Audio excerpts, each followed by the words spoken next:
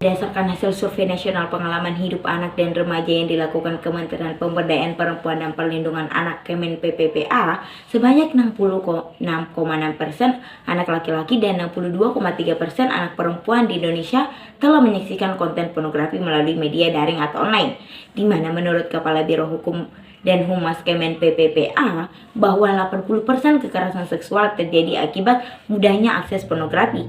Kian hari semakin marak kasus pelecehan seksual yang dilakukan anak usia dini. Maka dari itu diperlukan suatu usaha untuk membentuk kesadaran akan bahaya pornografi. Untuk mewujudkan hal ini diperlukan kerjasama antara pemerintah, masyarakat, dan para remaja sebagai generasi bangsa. Sebagai remaja yang akan menjadi penerus bangsa, saya akan ikut berperan dalam meminimalisir kecanduan pornografi pada remaja. Untuk mewujudkan hal ini, saya akan bekerja sama dengan DPR dengan memanfaatkan ketiga fungsi DPR. Yang pertama yaitu fungsi legislasi. Sebagai legislator perlu mengoptimalkan beberapa pasal. Pasal yang dapat difokuskan terdapat pada Undang-Undang Nomor 44 Tahun 2008, Pasal 15 yakni setiap orang berkewajiban melindungi anak dari pengaruh pornografi dan mencegah akses anak terhadap informasi pornografi.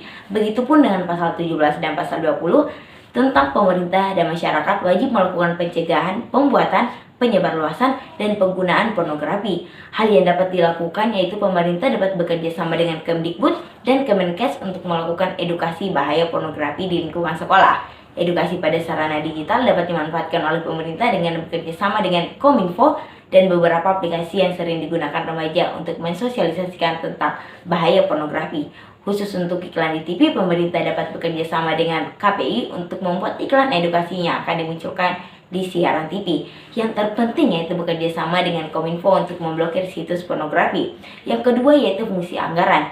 DPR dapat menggunakan RAPBN untuk mengoptimalkan kerja Kominfo dan kerja Kemdikbud, Kemenkes, dan KPI dalam mengoptimalkan edukasi untuk remaja sesuai dengan program edukasi. Yang ketiga yaitu fungsi pengawasan. Digunakan untuk memastikan jalannya regulasi-regulasi yang telah ditetapkan dan mengamati perkembangan dari edukasi yang dilakukan, serta memastikan bahwa anggaran yang dialokasikan telah digunakan dengan benar dan tepat sasaran, serta untuk mengawasi proses pelaksanaan edukasi sehingga dapat terlaksana dengan lancar dan mendapat hasil yang diharapkan. Oleh karena itu, dengan memanfaatkan ketiga fungsi DPR, diharapkan agar para lembaga-lembaga mampu memberikan edukasi sebaik-baiknya kepada generasi muda.